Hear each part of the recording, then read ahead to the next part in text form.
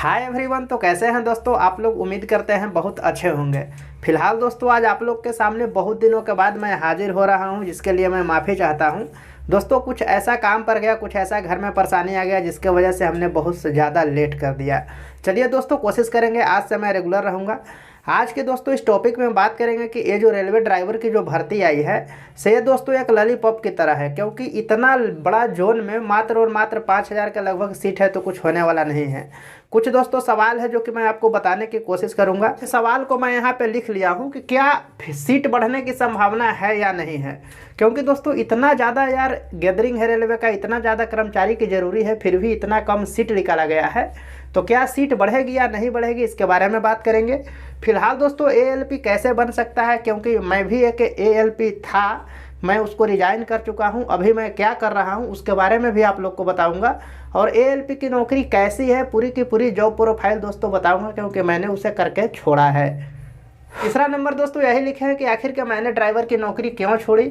यहाँ पे दोस्तों दो कंडीशन आपके पास निर्भर करता है, या तो आपको ज़िंदगी चाहिए या आपको पैसा चाहिए। हालांकि ये अदर मैटर है, मैं इसके बारे में बात करूँगा आपसे।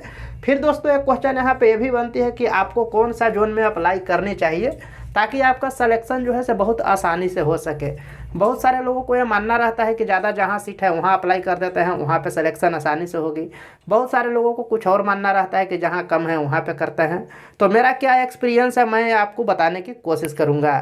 चलिए दोस्तों वीडियो स्टार्ट करते हैं। चैनल पर पहली बार है, चैनल को सब्सक्राइब करके नोटिफिकेशन बेल दबा लीजिएगा। देखिए दोस्तों सबसे पहला सवाल पे आते हैं कि क्या सीट बढ़ेगी। भाई साहब आप एक मन में आराम से बैठा लीजिए कि सीट तो 100% बढ़ेगी। भले सीट 5 के जगह पे 10,000 हो जाए, लेकिन होगी ज़रूर। क्योंकि देखिए ज़्यादा सीट नहीं बढ़ेगी, इसके पीछे भी एक वजह है। रेलवे में एक जीडीसी का एग्ज़ाम होता है और एक एलडीईसी का एग्ज़ाम होता है। जो एलडीईसी का एग्ज़ाम होता है ना, वो एक कार्य क्षेत्र के अंदर होता है। जैसे मान लीजिए कि आप सीएनडब्ल्यू में हैं या डीजल सेट में हैं, तो एलडीसी वाले एग्ज़ाम में सिर्फ सीएनडब्ल्यू का निकला तो सिर्फ सीएनडब्ल्यू वाले लोग ही फॉर्म को भरेंगे। वहीं अगर डीजल सेट में अगर फॉर्म आती है तो डीजल सेट वाले हैं फॉर्म को भरेंगे। जैसे एग्जांपल लेट बताता हूँ, मेरा ही सेट का है कि जैसे कुछ दिन पहले 100 सीट एएलपी के लिए आया था, लेकिन दोस्तों मात्र और मात्र 6 लड़का ही उसको फॉर्म को फिलअप किया, क्योंकि उनका ऐसा क्राइटेरिया ही रखा गया था जो कि लोग फुलफिल नहीं कर पाए। और बहुत सारे लोग थे जो एएलपी में जाना नहीं चाहते थे। फिर दोस्तों बात करते हैं जीडीसी के बारे में। तो जैसा कि आप लोग को पता है कि कुछ दिन पहले ही जीडीसी का एग्ज़ाम हुआ है, जो कि दोस्तों हर एक बोर्ड में ना करीब करीब देखा जाए यहाँ पे तो हर एक बोर्ड में कहीं 200, कहीं 500, कहीं 800। अगर एसीसीआर की बात करते हैं तो वहाँ तो 800 है। डब्ल्यूसीआर की बात करते हैं तो यहाँ भी लगभग 300 के आसपास एएलपी का पद यहाँ पे रखा गया है। तो भाई साहब कहीं ना कहीं ये जो एएलपी का जो पद जो है ना, से आपको जीडीसी और एलडीसी के अंतर्गत यहाँ से भर लिया जा रहा है। इसलिए मार्केट में जो भर्ती आई है ना, से थोड़ी सी कम आपको दिख रही है। लेकिन दोस्तों इतना भी कम आई है या मैं विश्वास नहीं कर रहा था, लेकिन फिर जब नोटिफिकेशन देखा तो भरोसा हुआ। इतना भी कम नहीं आना चाहिए था। इसलिए आप लोग उम्मीद रखिए कि सीट बढ़ेगी, भले थोड़ा सा ही बढ़े लेकिन बढ़ेगी ज़रूर। अब दोस्तों बात करते हैं कि ये एएलपी आखिर के हम लोग बन कैसे सकते हैं। तो इसके पीछे दोस्तों देखिए बहुत सारी प्रोसेस होती है, पढ़ना तो आपको पड़ेगा ही, इस बात के लिए आप पीछे नहीं हट सकते हैं। लेकिन देखिए दोस्तों पहला प्रोसेस होता है इसका CBTU-1, जो कि आपको 75 मार्क्स का होता है। इसमें कुछ मिनिमम क्वालिफाई नंबर लाना होता है, जैसे लगभग 30%, 40%, वो आपको नोटिफिकेशन में लिखा हुआ मिल जाएगा कितना लाना है। वो आप CBTU-1 ला करके पास कीजिएगा तो इसमें लगभग आपको 20 गुना के आसपास लोगों को बुलाया जाता है मेंस के लिए, और मेंस को बोलते हैं CBT-2। यहाँ पे आपको 2 पेपर देना होगा, जैसा कि मैंने दिया था। पहला पेपर में दोस्तों आपका 100 मार्क्स का होगा, और दूसरा पेपर जो होगा से आपका ट्रेड का होगा। ट्रेड बोले तो जैसे आप इलेक्ट्रीशियन है, फिटर है, डीजल मैकेनिक है, जो भी है, इंस्ट्रूमेंट मैकेनिक है, जो भी है, मतलब जिस ट्रेड से आप हैं ना वो ट्रेड होती है। अब दोस्तों बात करते हैं कि इसमें मेरिट किस पे बनती है। तो यहाँ दोस्तों ये जो मेरिट जो बनती है ना, ये जो 100 मार्क्स का जो होता है उस पे मेरिट बनती है। इसको दोस्तों निकालने के लिए एक सबसे सटीक तरीका ये है कि आप रीजनिंग को पकड़ करके रखिएगा। मैं ये नहीं कहता हूँ कि आपसे रीजनिंग नहीं बनती है, रीजनिंग आपसे 100% बनती है, लेकिन दोस्तों सही समय में सही सटीक आंसर देना रीजनिंग आपको बहुत ज़रूरी प्रैक्टिस पे ही निर्भर करती है, क्योंकि जितना आप प्रैक्टिस कीजिएगा उतना जल्दी आप रीजनिंग को बना पाइएगा। मैथ दोस्तों कोई खास नहीं होती है, मैथ आप आराम से बना लेंगे। बाकी दोस्तों जीके जीएस की बात करते हैं तो जीके का बहुत ही कम पोर्शन होता है, लेकिन basic science and engineering drawing जो कि एक नया चैप्टर होता है, बेसिक साइंस तो करीब करीब लोग बना लेते हैं क्योंकि वो लोग पढ़ते रहते हैं, लेकिन ये जो दोस्तों इंजीनियरिंग ड्राइंग जो है ना, ये आपको 5 से लेकर के 8 क्वेश्चन के बीच में आपको यहाँ से पूछा जाएगा इंजीनियरिंग ड्राइंग से। जैसे मान लीजिए कि ये लाइन कौन सी है, मोटी है, पतली है, फिर इस तरीके की लाइन, इस तरीके के ऐसा ऐसा क्वेश्चन होता है। आप क्वेश्चन अगर देखिएगा तो आपको समझ में आ जाएगा। और करंट अफेयर का भी दोस्तों यहाँ पे रोल होता है, क्योंकि 4-5 करंट अफेयर भी आपसे पूछ लिया जाएगा। जो मैंने पेपर दिया था उसमें सेम टू सेम ऐसा ही था जो मैं आपको बता रहा हूँ। इसमें दोस्तों आपको जितना ज़्यादा हो सके आपको मार्क्स लाना है, क्योंकि यही मार्क्स जो है से आपका मेरिट डिसाइड करेगा।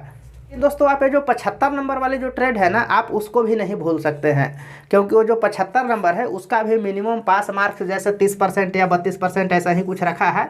मिनिमम पास मार्क्स के लिए आपको उसको पास करना होगा। ये आपका जो 100 मार्क्स वाला जो आपका पेपर है उसका नंबर ऐड होगा और आपकी मेरिट बनेगी। अगर मान लीजिए कि आप CBT 2 का जो है जो 75 मार्क्स का जो ट्रेड वाली सेट है ना, उसको आप फेल कर जाते हैं तो भाई साहब आपकी जो 100 मार्क्स वाला में आप चाहे 99 नंबर भी ला लीजिएगा, कोई फ़ायदा है नहीं।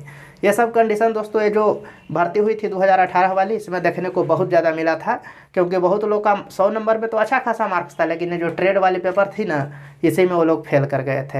हालांकि दोस्तों कोशिश कीजिएगा कि जितना ज़्यादा मार्क्स आ सके। अगर मेरा मार्क्स की बात करते हैं तो मैं लाया था 81 मार्क्स लाया था, रॉ मार्क्स था। अगर नॉर्मलाइजेशन की बात करते हैं तो 83 पॉइंट समथिंग था, इतना मार्क्स मेरा आया था 100 में।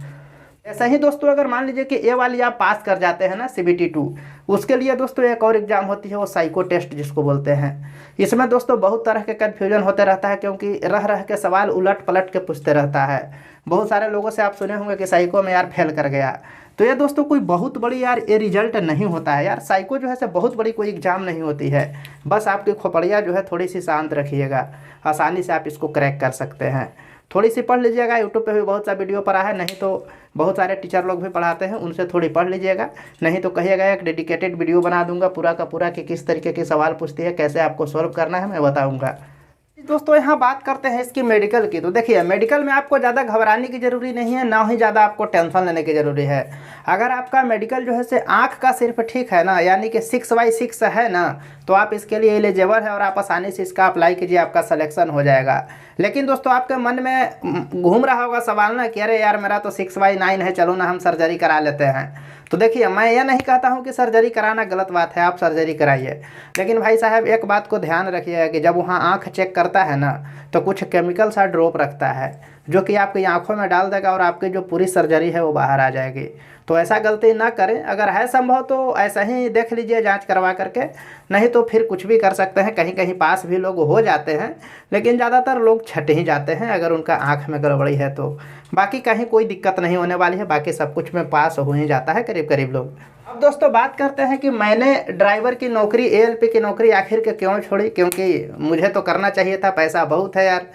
मैंने देखिए दोस्तों इससे पहले ना 1 साल के लिए मैं ट्रैकमैन की नौकरी किया था, जो कि बड़ोदरा डिवीज़न के अंतर्गत मैं कार्यरत था, जहाँ पे मैं ड्राइवरों की जीवन जो है से बहुत नज़दीक से देखा था, जो कि मुझे ज़्यादातर पसंद नहीं आता था, क्योंकि उनकी भाग दौड़ थोड़ी सी ज़्यादा रहती थी। पैसा तो है, पैसा बहुत ज़्यादा है, आप बहुत ज़्यादा कमा लीजिएगा, आपको ज्वाइन करते ही करीब 40-45 हज़ार रुपये आपको मिलेगा, लेकिन दोस्तों उसकी लाइफ थोड़ी सी भाग दौड़ ज़्यादा है। तो आप अपने तरीके से देख सकते हैं कि आपको पैसा चाहिए या आराम चाहिए या शेड्यूल की नौकरी चाहिए, वो आपके ऊपर डिसाइड करना पड़ता है। तो कंडीशन में दोस्तों मैं जो है से ड्राइवर की नौकरी को ना कर करके उसके जगह पे मैंने टेक्नीशियन को ज्वाइन किया, और फिलहाल अभी ग्रेड 2 में यहाँ पे कार्यरत हूँ, और अभी मैं रेलवे के अंतर्गत ही कार्य कर रहा हूँ। क्योंकि इसका ड्यूटी का शेड्यूल जो होता है से अपना सुबह 8 बजे से शाम के 4 बजे तक होता है, बीच में लंच वगैरह का टाइम भी होता है, लेकिन ड्राइवर में ऐसा कुछ नहीं है। पैसे की थोड़ा बहुत अंतर है, ये आप मान सकते हैं, लेकिन यार जीवन अच्छी गुजरेगी। इसलिए दोस्तों आप अपने तरीके से डिसाइड कर सकते हैं आपको क्या करना है क्या नहीं करना है। लेकिन हाँ दोस्तों एक चीज़ आप इस बात को ध्यान रखेंगे, आपके पास ऑप्शन हो तो ही चॉइस कीजिएगा। अगर आपके पास ऑप्शन नहीं है तो आप बिल्कुल बेहिचक ड्राइवर की नौकरी कीजिए, बहुत अच्छी नौकरी है। अब दोस्तों यहाँ पे बात करते हैं कि आखिर के कौन सा जोन में अप्लाई करनी चाहिए ताकि सिलेक्शन आसानी से हो सके। देखिए दोस्तों जहाँ तक मेरा एक्सपीरियंस कहता है, जैसे मैंने अप्लाई किया था, बहुत सारे लोग बताते हैं यार जहाँ ज़्यादा सीट है वहीं पे अप्लाई कर दो ना, बहुत हो जाएगी। लेकिन ये गलती आप नहीं कीजिएगा। आपको यहाँ पे 2-3 बातों को ध्यान रखना है, जैसे कि आप कौन सी कैटेगरी से बिलोंग करते हैं। जैसे मान लीजिए मैं OBC हूँ, आप जनरल हैं, आप SC हैं, ST हैं, तो आप अपने कैटेगरी का सीट देखिएगा कि आपका कैटेगरी का सीट कौन सा बोर्ड में ज़्यादा है। अगर मान लीजिए कि कलकत्ता में आपका कैटेगरी का सीट 1000 है और पटना में आपका कैटेगरी का सीट 900 है, और पटना में पूरी सीट 1200 है और कलकत्ता में पूरी सीट 10,000 है, तो इस अवस्था में दोस्तों आपको कलकत्ता नहीं भरना है, आपको पटना भरना है, क्योंकि आपकी कैटेगरी का सीट वहाँ पे भी ज़्यादा है। मतलब कहने का मतलब कुल टोटल ये है कि आपकी कैटेगरी का सीट जिस जोन में जिस बोर्ड में ज़्यादा होगा ना, आप वहाँ पे नहीं भरिएगा। जहाँ मीडियम होगा, जैसे ना ज़्यादा ना कम, आप वहीं पे भरिएगा। और एक चीज़ और कोशिश कीजिएगा कि आपका जितना नज़दीक हो सके आप फॉर्म को अप्लाई कीजिएगा। जैसे मान लीजिए बिहार का रहने वाले हैं तो ज़्यादा दूर मत भरिएगा। ये कन्फ्यूजन में कभी मत रहिएगा कि ज़्यादा दूर भरने से कट ऑफ कम जाता है, ये सब खेला ख़त्म हो गया। अब पूरी का पूरी एग्जाम सीबीटी होता है, क्वेश्चन एक रहता है, इसलिए आप जितना नज़दीक भरेंगे उतना अच्छा रहेगा। मेरा ही देखा जाए तो डीजल मैकेनिक की बात करते हैं तो सलेक्शन यहाँ ACCR की अगर बात करते हैं तो कट ऑफ गया था करीब लगता है 65-66 के आसपास, लेकिन यही अगर ECR की बात करते हैं वहाँ गया था 59 गया था। तो क्या कीजिएगा, नज़दीक वाला का भी कट ऑफ कभी कभी कम जाता है, तो इसलिए आप कोशिश कीजिएगा कि नज़दीक ही भरें। इससे दोस्तों आपको नौकरी करने में आसानी हो जाएगी, नहीं तो यार दूर भरने के बाद बहुत परेशानी है जीवन में नौकरी करने के बाद। तो बस दोस्तों, फिर अगर आपको कोई कन्फ्यूजन कोई क्वेश्चन रहती है तो कमेंट बॉक्स में छाप दीजिएगा, मैं फिर से वीडियो बनाने की कोशिश करूँगा। तो मिलते हैं एक नए वीडियो में नए जानकारी के साथ, तब तक के लिए बाय।